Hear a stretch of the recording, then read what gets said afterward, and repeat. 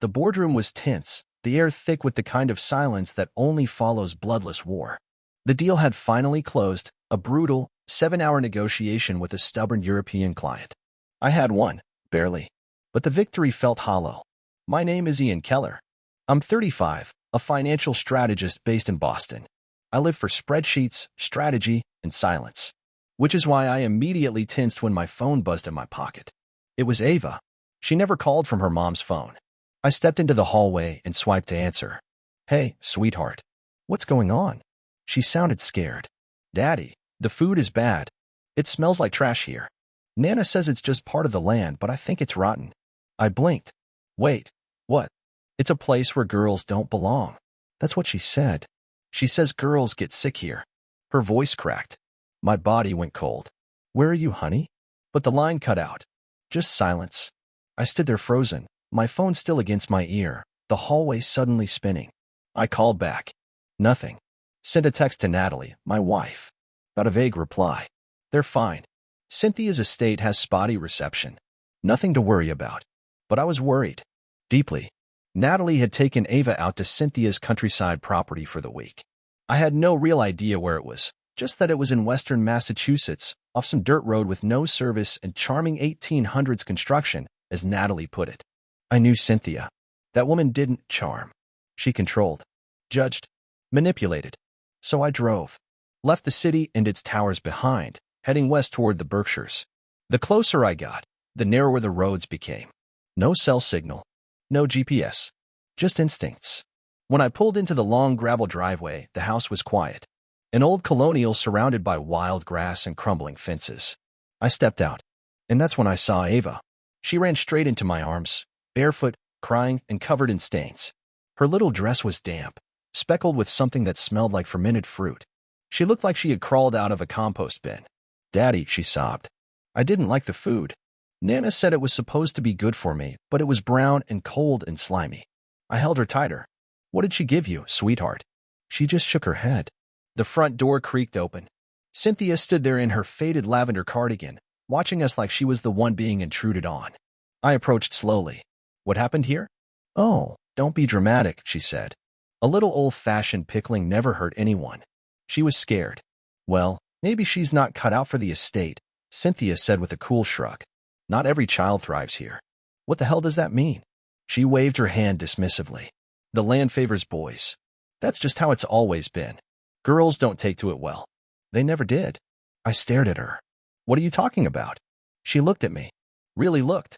Something flickered in her eyes. Pity? Contempt? Only boys survived here. That's just the truth of it. You should ask your wife. Natalie understands.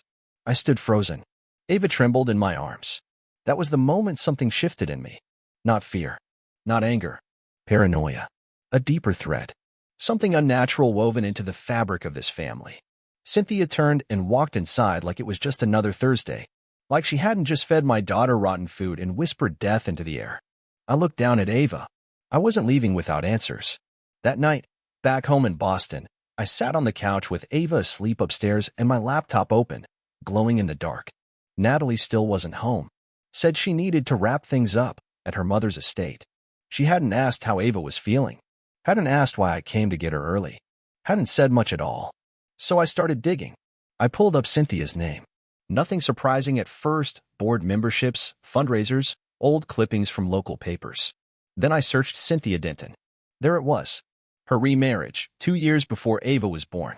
She had married a man named Gerald Denton, a retired professor and landowner. My stomach nodded when I saw the location. The same property Ava had just fled. I clicked on Gerald's obituary. It was dry and formal. Survived by his second wife, Cynthia. No mention of children until I reached the final paragraph. Preceded in death by sons, Matthew Denton, died in 1985, Thomas Denton, died in 1996, Samuel Denton, died in 2008. No daughters. 3 sons.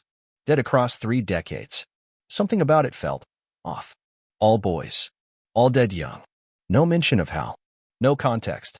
I searched his name next and found an academic paper from 20 years ago, Inheritance Patterns and Lineage Dynamics in the Denton Family, 1782 to 1997. It was a genealogical study published by a history grad student from UMass. I skimmed it.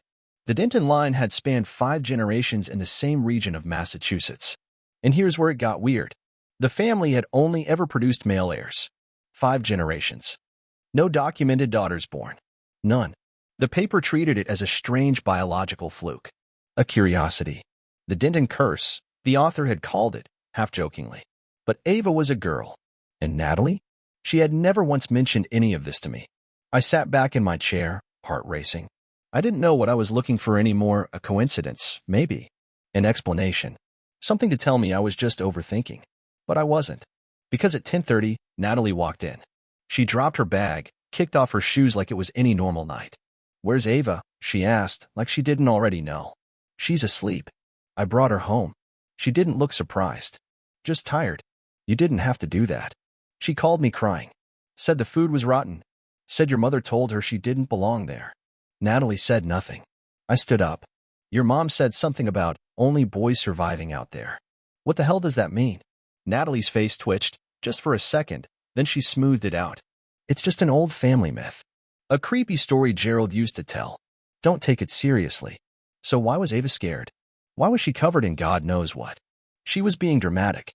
"Your mother said she wasn't cut out for the land," I said, voice rising. "That girls get sick there. Does that sound like just a story to you?" Natalie stiffened. "You're overreacting."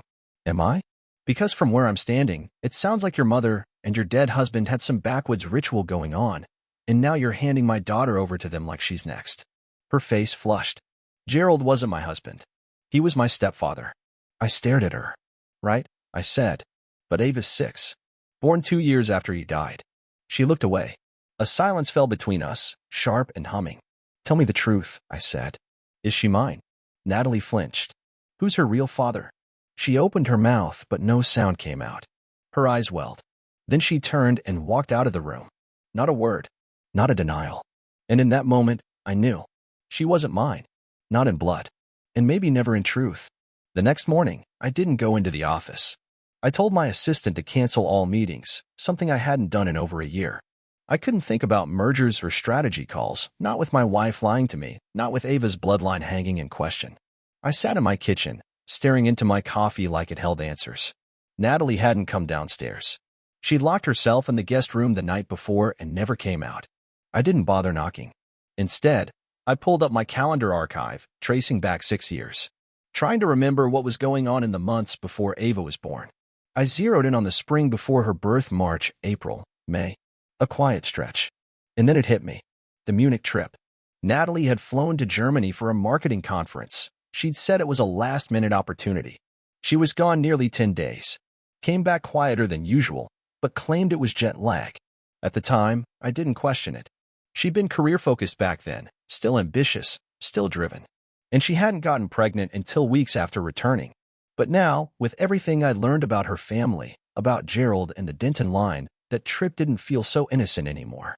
My thoughts were interrupted by a call from an unfamiliar number. Massachusetts area code. I let it go to voicemail, but it rang again. I picked up on the third ring. "Mr. Keller?" "Speaking.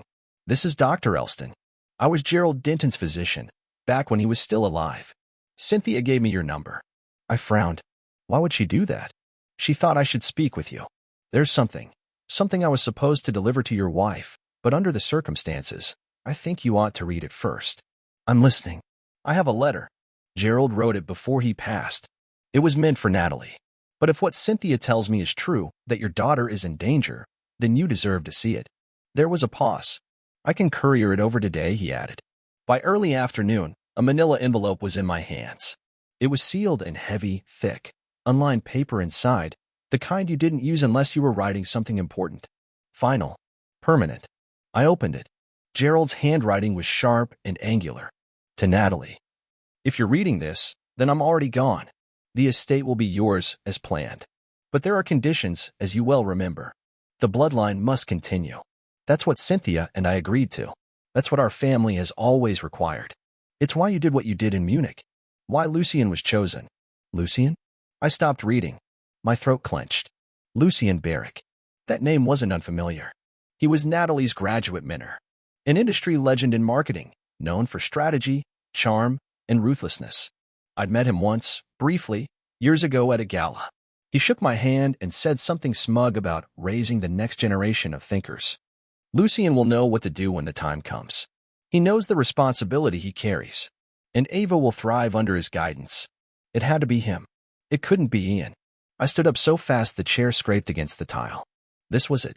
Confirmation. Ava wasn't mine. Natalie had gone to Munich for more than a conference. She had gone to conceive a child with her mentor, with Lucien. And Cynthia, that manipulative woman, had planned the entire thing. I looked back down at the final line. He'll be returning to Boston soon. Make sure Ava is prepared, and keep Ian out of the way. I didn't feel rage. I felt something colder. Resolve. Lucien Barrick was coming to Boston, and I wasn't going anywhere. By the end of the week, I had mapped out Lucien Barrick's movements like I was planning a hostile acquisition. He had just accepted a senior consulting role at a boutique strategy firm headquartered in Back Bay. His name had quietly reappeared on their website under keynote speakers for an upcoming leadership summit. I found a photo of him taken last month, older now, grayer hair, same smug smile I remembered from years ago. And then I found his new address. Less than a mile from Ava's school. That wasn't a coincidence. Natalie was still staying with her mother. We hadn't spoken since the night I confronted her. She hadn't tried to explain the letter. Not a word about Lucien. But I saw her phone log. I checked the family iPad, synced to her account. She had called Lucien 5 times since returning from the estate. They'd also met in person. Tuesday afternoon, Cambridge. Coffee house. 1 hour. That same day, Ava came home with a drawing she'd made in art class, a tall man standing beside a girl, both smiling under a tree. She had written 2 names in uneven letters, me and Mr. L. I stared at the page for a long time. Later that night, I tucked her in and sat beside her. Honey, I said gently, what did Nana say about Mr. Lucien? She yawned. She said when Lucien comes, the truth will rise. That's why I have to be brave. I felt a cold weight settle in my chest. What else did she say? Ava shrugged. That he'll know what to do with me. That I'm special, but not safe until Daddy goes away.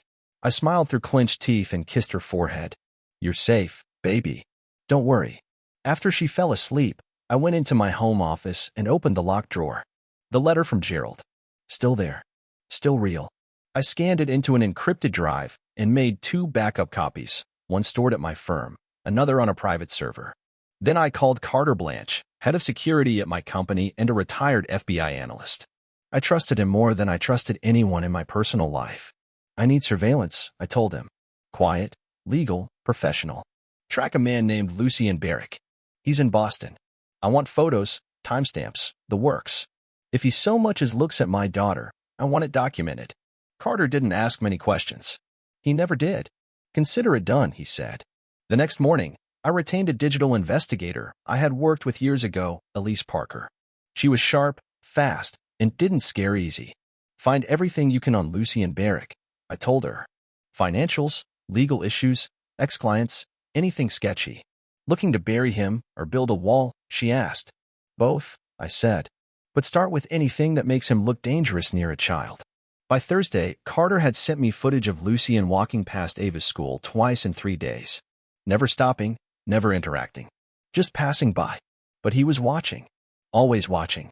I locked the door to my study that night. Ava slept with her door open, her nightlight glowing. And I sat awake in the hallway outside her room, just listening. They wanted a quiet transition. A gradual transfer of custody. They thought I'd fold. But they didn't understand one thing. I was done being polite. By Monday morning, I was sitting across from Regina Marks, our family attorney. She had been with me through my parents' estate, my first house, and now this. She adjusted her glasses, scanning the printed copy of Gerald's letter I handed over. This is damning, she said, finally. It's not just deceit. This is premeditated. There's enough here to argue conspiracy and custodial interference. I want to make sure Lucien never gets within 50 yards of my daughter, I said flatly.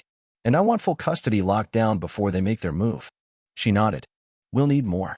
DNA evidence, ideally. Proof of Lucien's behavior, any threats, stalking, contact with Ava. And we'll have to prove Natalie's complicity. She's been giving him money, I said. I haven't tracked the source yet, but it's there. Quiet transfers, likely through a personal account. We'll subpoena her financials. And Lucien's, too, if we can build probable costs. I leaned forward. We don't have time. They're setting the stage. They want to paint me as unstable. Make it look like I'm lashing out from jealousy. Regina gave me a long look. Then you'll have to be the calm one. No emotional texts. No threats. No visible cracks. I nodded. I could do that. That afternoon, I checked Ava's school records. The counselor had flagged an unknown visitor seen loitering near the playground 2 days prior. He didn't approach any students, but the staff had made a note. I already knew who it was. Lucian. I picked Ava up myself that day, arriving early and walking her to the car. As we pulled away, she looked out the window. That man was there again, she said softly. Which man? Sweetheart? The one from Nana's, she whispered. The one with the glasses. He was across the street today. My grip on the wheel tightened. That night, I combed through our joint accounts. Nothing suspicious at first. But Natalie had created a second checking account 6 months ago, under her maiden name, Devonshire. She transferred small amounts from our savings into it, then withdrawn them in cash or sent wire transfers to an account I didn't recognize. I forwarded the details to Elise, my investigator. By morning, she had the confirmation. That account belongs to Lucian, she said. Natalie's been funding him. Rent, utilities, probably even his travel. So there it was. She wasn't just talking to him. She was financing him, helping him position himself near Ava, helping him move into our lives while I was still in it. I sent the bank statements and letter to Regina. Start drafting restraining orders, I told her. On both of them. Understood. Later that week, Carter sent over more photos Lucian walking past the park where Ava plays on weekends. Twice, he'd circled the block. Once, he took a photo. From a distance. But the camera was aimed directly at her. That was enough for a protective order. By Friday, I had security cameras installed at Ava's school drop-off and our front porch. My firm's head of IT set up encrypted backups of all our documentation. Carter's team began rotating patrols near Ava's usual routes. Natalie called that night. Ian, can we talk? About what? She paused. About us. There is no us, I said quietly. There's Ava. And there's the man you've been hiding behind my back. You don't understand it. I understand perfectly. And soon, so will the court. I hung up. There was no more room for trust. Only strategy. And I was done playing defense. Lucian made his first bold move on a Wednesday. Carter sent me the footage. Lucian had walked into Ava's school front office, wearing a navy blazer and holding what looked like official paperwork. He introduced himself to the receptionist as Lucian Barrick, Ava Keller's family contact. Said he was there to verify a pickup schedule. Thankfully, the school didn't recognize him. The receptionist pushed back. He left after a few minutes, politely but firmly, without raising a scene.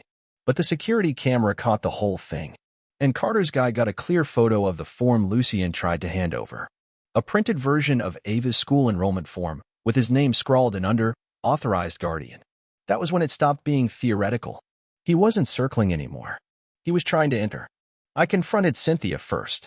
Drove out to the estate again, this time not for answers, but for leverage. She opened the door with a sigh, like I was just a bad memory she had to deal with. You need to stop this, I told her. You know what they're planning. She didn't deny it. She just stared at me for a long time and said, Natalie made her choice. She always knew this was how it had to go. She's handing over our daughter like it's some ancient ritual. Like she's a piece of property. She's not property. She's legacy, Cynthia said. Gerald wanted this. Natalie understood that. She paused, her voice flat, we're a placeholder. A decent one, but not meant to last. My jaw clenched. You fed her rotten food. It was heritage food, she replied calmly. Fermented vegetables from our family recipe. You've been too sanitized by the city to understand. I stepped forward. If Lucian comes near her again, you'll be in court with him. Cynthia just tilted her head, like she was bored. By then, it'll be too late. Later that night, I visited Natalie's office. Her boss, Charles Minter, was a client of mine. I'd helped his firm dodge a lawsuit last year. So when I showed up unannounced, he didn't ask questions. I showed him the documents, the letter, the bank transfers, and Lucian's photo by the school. Is she moving company funds? He asked. Possibly.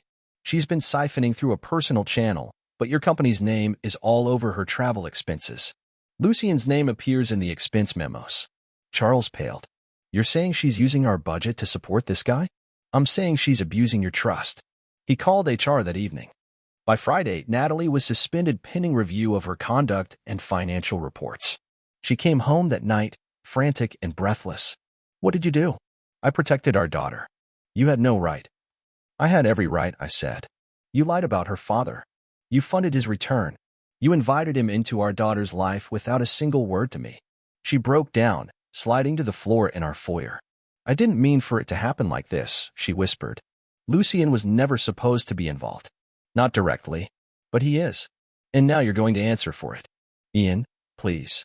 I messed up, but I'm still her mother. Then act like it. She looked up, tears streaking her face. Don't take her from me. I'm not taking her from anyone, I said. You gave her away the moment you chose him. That weekend, Carter sent me one last file, surveillance footage of Lucien photographing Ava again. This time, in the park behind our house. He was wearing sunglasses. Standing by the fence. A zoom lens camera aimed straight at her. It was enough. I forwarded it to Regina, along with the footage from the school and the enrollment form. We go to court now, I told her. Natalie and Cynthia wanted to blend this family quietly. But now the storm was here, and I was bringing the thunder. They came at me fast. Monday morning, I was served. Natalie and Lucien had filed a joint custody petition in family court. They weren't just asking for partial access. They wanted primary custody of Ava. The paperwork claimed I was unstable, controlling, emotionally volatile, a danger to my own daughter. I expected Natalie to lie. But what I didn't expect was the psychologist's report attached to the motion. Miranda Devonshire, Natalie's sister, Ava's aunt. She'd written a formal psychological assessment, 5 pages long, diagnosing me with obsessive-compulsive control tendencies and paranoid delusional behavior. According to her, I was unfit to parent because I exhibited narcissistic rigidity, especially in situations involving autonomy and female agency. I couldn't believe what I was reading. Miranda had only ever seen me during Thanksgiving dinners and the occasional barbecue. She wasn't my therapist. She wasn't even neutral. And yet she'd submitted a document pretending to be a medical evaluation. I called Regina immediately. She can't legally do this, right? She can't ethically do it, that's for damn sure, Regina said. But legally? It depends. If we can prove bias and lack of qualification in this context, we can get it thrown out. She's Natalie's sister. I know. That helps. So does her lack of direct evaluation. 2 days later, Ava's school called. A concerned parent had phoned the office and reported that I might pose a threat to the children, that I was unpredictable and had recently exhibited alarming behavior. The school followed protocol. They called the police. I sat in my driveway that afternoon while 2 officers stood beside my car and asked me if I'd been experiencing any mental health challenges. I kept my voice even, my face calm, and I explained everything: the custody case, the bad faith report, the false allegations. Thankfully, they backed off after checking my record. But it didn't end there. Miranda's report had been emailed to Ava's pediatrician, her after-school counselor, even a few of our mutual friends. Subtle hints that I was struggling, that I might need help. Then, the nail in the coffin. Someone submitted a request to the court to unseal my juvenile record. Regina called me late that night. Ian, there's a problem. They found your juvenile file. I closed my eyes. At 17, I'd gotten into a fistfight outside a liquor store trying to stop a friend from drunk driving. I'd broken the guy's jaw. The case had been sealed and expunged. They can't use that. They're trying. They filed for a motion to consider past behavior patterns under the best interest standard. I exhaled hard, rubbing my forehead. They're making it look like I'm violent. Dangerous. Yes, Regina said quietly. They're trying to rewrite your story. That night, I didn't sleep. I sat at my desk, staring at the open letter from Gerald. The sick part of all this was that they were executing a plan that had probably been years in the making. Cynthia, Natalie, Lucien, even Miranda. They weren't improvising. They were rolling out a narrative, a campaign, designed to replace me not just in Ava's life, but in history. To the world, I'd be the angry, obsessive man who cracked when he found out the truth. And Lucien? He'd be the real father. The calm, stable one. It almost worked. But then I remembered something Regina said weeks ago. You can't win if you play defense forever. So I opened a new file. I typed Miranda's name into a search bar. Then Lucien's. Then I called Elise. Time to burn this thing down, I said. Start with Miranda. Find me anything unethical. And if Lucien so much as borrowed a paperclip without signing for it, I want to know. Because if they wanted to turn my past against me, I was going to turn their present into a crime scene. Elise moved fast. Within 48 hours, I had a dossier thick enough to break a table leg. First, Miranda. She'd violated multiple ethical boundaries by writing a psychological report on me, a family member, without consent or evaluation. Elise confirmed Miranda hadn't renewed her state license for clinical practice. Worse, the digital file she submitted to the court was backdated. Metadata showed it had been modified just 12 hours before filing, not weeks ago, as she claimed in her affidavit. Regina's face lit up when I handed her the printouts. This alone could get her barred from practice. And that's just Miranda, I said. Lucien's file was worse. He was over $200,000 in debt, most of it spread across high-interest private lines. His consulting career? Propped up by ghost firms and old connections. One of his former clients had filed a malpractice claim for breach of contract and manipulation of confidential marketing data. And then came the real bombshell. Lucien had obtained Ava's DNA using an old toothbrush, taken without my knowledge, and sent it to a direct-to-lab service registered in Illinois. Elise traced the payment back to Natalie's secret account. That was illegal. Unauthorized genetic testing, especially involving a minor, could constitute a federal privacy violation. Regina nearly choked on her tea when she read that line. Jesus, Ian. We're not just dealing with fraud. This could open up a criminal probe. There's more, I said. Financial records show Natalie transferred over $35,000 in 12 separate transactions over 6 months. Rent, utilities, and, get this, a guardian relocation fund. Meaning she helped Lucien move to Boston. Exactly. We sat in silence a moment. Let's go for the jugular, Regina said. I nodded. That week, we filed for an emergency hearing. In the motion, we included evidence of Miranda's unethical and unlicensed report, Lucien's debt and lawsuit, documentation of the secret DNA test, bank statements proving Natalie's financial collusion, surveillance footage of Lucien at Ava's school and park. It was a mountain. The court granted us a temporary restraining order against Lucien. He was barred from contacting Ava or coming within 200 yards of her school or home. And the next day, Lucien was quietly fired from his consulting firm. Apparently, Elise had forwarded the malpractice complaint and our court motion to their HR department. Natalie called that night, voice trembling. How could you do this, damn? You brought him into this, I said. You stood by while he stalked our daughter. He was just trying to be part of her life. No, I said, voice steady. He was trying to replace me. She went quiet. You funded him. You lied to everyone. To Ava, to me, to the court. You used your sister's title to create fake evidence. You knew exactly what you were doing. I didn't think it would go this far. Well, it has. I hung up before she could cry. I didn't trust her tears anymore. The next morning, Regina walked into court with a file box, her heels echoing like gunshots on the marble floor. This is no longer a custody dispute, she told the judge. This is a coordinated conspiracy. The court opened a preliminary criminal investigation into Lucien and Miranda for unauthorized medical documentation, potential fraud, and privacy violations. Natalie was named in the financial portion of the probe. Our team submitted everything. I picked Ava up from school that day like I always did. She ran to the car, giggling about a popsicle stick project. As she climbed in, I looked around, not out of fear, but to make sure no one was watching her again. This time, there was no one there. The trap they'd set for me? It had collapsed right on top of them. The emergency hearing was scheduled for a Friday. The courtroom was packed. Lawyers, observers, and a few reporters who'd caught wind of the growing scandal. Lucien sat at the defendant's table in a wrinkled blazer, his face pale. Natalie looked worn down, her hair tied back, clutching tissues in one hand. Miranda wasn't present. She'd been advised by her attorney to stay away. I sat beside Regina, hands folded, calm. The judge, an older woman with a sharp gaze and zero patience for theatrics, started by addressing the restraining order violations. The court has reviewed the evidence presented, she said, flipping through pages. Photos, surveillance, financial records, and legal affidavits. It is clear there was an attempt to circumvent custodial norms, deceive school authorities, and violate the privacy rights of a minor. She looked directly at Lucien. Mr. Barrick, you entered school property under false pretenses, attempted to impersonate a legal guardian, and obtained a minor child's DNA without parental consent. Lucien opened his mouth, but his lawyer placed a hand on his arm. The judge continued. As of this moment, Your custody petition is denied in full. You are barred from all contact with Ava Keller, digital, physical, or indirect, pending further criminal proceedings. I exhaled slowly. First wall up.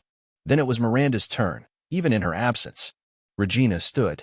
Your Honor, we submit evidence that Ms. Miranda Devonshire, a licensed psychologist, issued a formal psychological report diagnosing Mr. Ian Keller without any sessions, consent, or clinical justification.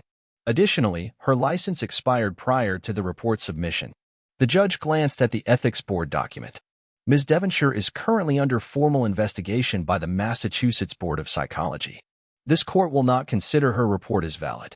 Furthermore, we refer her actions to the district attorney for review of fraudulent misrepresentation. Another wall crumbled. Natalie finally stood, trembling. Your Honor, I never meant for things to spiral this far. I was misled.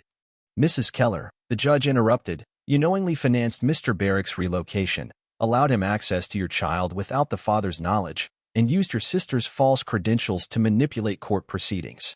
She didn't speak again. The judge looked toward me. Mr. Keller, do you wish to address the court? I stood. Only this. I have been Ava's father since the day she was born. Maybe not by blood, but by every moment that's mattered. I protected her when others tried to trade her like a legacy asset. And I'll keep doing that. A beat of silence passed. Then the judge nodded. In consideration of overwhelming evidence, she said, this court grants Mr. Ian Keller full legal and physical custody of Ava Keller, effective immediately. Mrs. Natalie Keller shall have supervised visitation, to be scheduled by a neutral party. Any attempts to violate this agreement will result in revocation. I sat down, heart pounding. Then came the last blow. The judge signed an order to open a criminal investigation into Lucien for stalking, impersonation, and unauthorized use of genetic material. She also recommended Miranda for suspension and psychological ethics review. Lucien looked like he wanted to vanish. He wouldn't get the chance. By the end of the day, Ava's school issued a formal ban on Lucien entering the property. His firm scrubbed his bio from their website. His creditors, alerted by the court filings, began contacting the court clerk. By Monday, Lucien had skipped town. Regina called it poetic. I called it overdue. Ava and I stopped for ice cream that afternoon. She was quiet, sitting on the bench with her legs swinging. Is Mr. L gone forever? She asked. Yeah, I said. He's not coming back. She nodded. Good. I didn't like how he looked at me. Neither did I. That night, I tucked her in. For the first time in weeks, she slept through the night. Peaceful. Unafraid. Natalie was indicted the following month. And just like that, the storm that had swallowed us began to die down. But I'd never forget who created it. 6 months later, the house felt different. Quieter. Lighter. Like it had exhaled. Ava and I had settled into a rhythm. Sunday mornings meant pancakes and cartoons. Wednesday nights were pizza and puzzles. I'd never thought I could be a full-time parent and still keep my firm running, but somehow we made it work. I learned to shift meetings, learned how to pack lunches, fix ponytails, and answer 10 questions before breakfast. More than anything, I learned how to be present. On one of those weekends, Ava sat across from me at the kitchen table, counting pretend money as part of our new game, Bank CEO. I'd made little fake debit cards out of cardboard and taught her what a loan was. She furrowed her brow.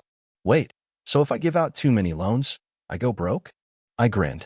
Exactly. Just like real life. She laughed and wrote, no more loans, in big block letters on her pretend bank sign. I couldn't have written the metaphor better myself. Natalie had been sentenced to 18 months in a low-security correctional facility. Fraud and obstruction, mostly. She wrote to Ava twice, short letters filled with awkward platitudes and vague apologies. I didn't stop Ava from reading them. But when a third letter came addressed to me, I waited until she was asleep. Inside was a single sheet of paper. Natalie's handwriting, neat and deliberate. I lost everything. I don't expect forgiveness. But I hope one day you'll let me explain. I still want to be in her life. I know I failed her. And you. When you're ready to talk, I'll be here. Natalie. I stared at the page for a long time. Then I pulled out a pen. When you learn honesty, we'll talk. That's all I wrote. I mailed it the next morning. Later that week, while Ava was coloring on the living room floor, I opened a folder on my laptop, an idea that had been growing in the back of my mind since the court hearing. The Keller Foundation, support for parents betrayed by systemic lies. It wouldn't fix what had happened to me. but maybe it could help others who woke up one day and realized their family wasn't what they thought. Fathers like me who were cast aside when they refused to play along with deception. I started making calls, secured a few donors, designed a basic mission statement. It felt, right? Like the first step forward that wasn't about defense or revenge. Just something real. Something built, not broken. That night, Ava curled up next to me on the couch, her head resting on my arm. Daddy? Yeah. Am I still special? I kissed the top of her head. You're the most special person in the world to me. She smiled. Good. I don't want to be like them. I want to be like you. My throat tightened. I didn't need biology or a name on a birth certificate. I didn't need shared blood. All I needed was this moment. Because fatherhood isn't inherited. It's earned. And I'd earn it every day.